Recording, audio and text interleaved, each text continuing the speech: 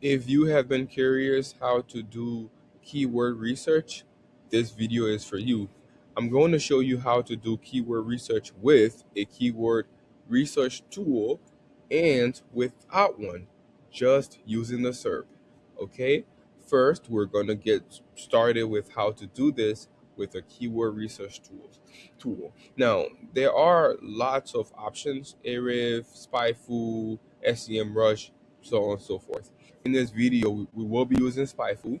I've used it for a while. I also use Ahrefs, but this is the primary tool that I use if I do use it. I have been doing this for about 7 years now, so I typically don't need to use the tool, but it comes in handy. Here you go. So, there are a few ways to go about this, right?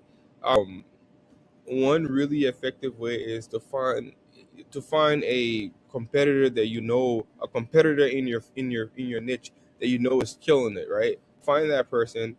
This is random. This is not my competitor. I don't know what this is, but you take the name and go to SpyFu. And SpyFu has an option called a comeback tool.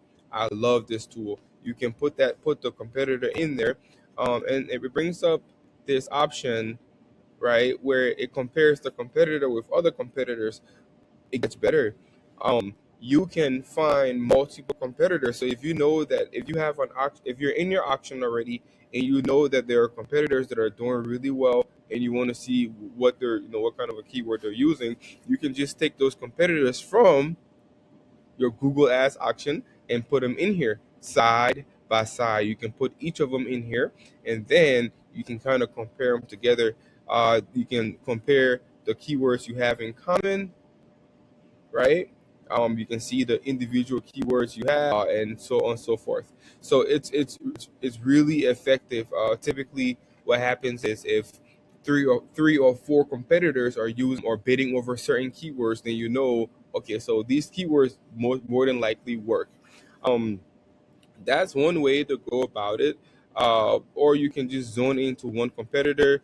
Um, you can look at the PPC overview tab, and just see what it is they're doing. You can see the budget and things like that. But for now, we're going to focus primarily on the keywords tool, so I don't get distracted. You can see that most successful keyword. Typically, you want to focus on what we call bottom funnel keywords, which are keywords that will typically use when they're ready to buy now.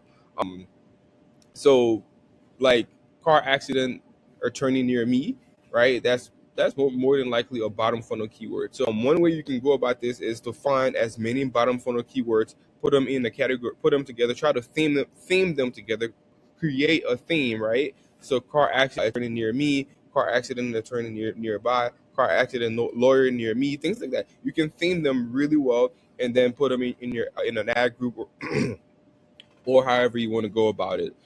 That's one way to go about conducting your keyword research. Another way to do this, if you don't have any keyword research or keyword tool, is once again, well, this is my favorite method, right? So this you want to listen for this part. This is awesome. This is the one I use all the time, and it works perfectly well for me. A lot of people, they tend to. I don't. This is just random. I went online. I looked up personal injury lawyer Minneapolis because I live in Minneapolis. I don't want to click on the person's ad, so I just put in the landing page, right? Because it costs money, and I don't want to do that to anyone. So what I usually do here is I try to use the client's landing page as it is, because usually it's really difficult to get clients to create landing page or give you access to the website. Hey, if you are able to do that, more power to you. This is going to be a piece of cake. But if you can't do that, then this method will work really well for you. So take the clients, go to the landing page and see. I'm assuming it's a good page, right? It's a really good page that you can use. If that's the case, go to the landing page and see what kind of a keyword they have on there already. Minneapolis personal injury lawyer seems to be a keyword they have on here. So you want to use that one. Here is how you go about it.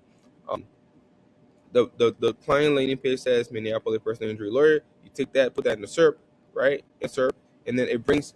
I use Chrome extension, to help me with this. So get you a Chrome extension, and then what happens is once you put that in there, or even if you don't have a Chrome extension, you at the bottom here you will see similar thing, a bunch of matching keywords. So I use them because it's just they're related. They are related terms. They are related keywords. They're very close to whatever it is you're using. I make sure, once again, make sure they're bottom funnel, and I take a peek here to see all of the related terms, right? And I put them in an Excel file, in an Excel sheet. So now you have a bunch of related terms, and more than likely they're gonna match the website. And you don't have to go digging for 1,000 different keywords in 1,000 different places. This just worked really well. It works really well, and it helps me with relevancy. Obviously, it also helps with finding negative keywords like really quick. You can look on this page and see, okay, maybe I don't want Nicola, a law, accident, injury, or whatever. Then you can just put that in your negative keyword list. Yeah, take a peek at the full, SERP, and see what you don't want, what you do want, and go from there. So that's how I usually go about doing keyword research for my clients.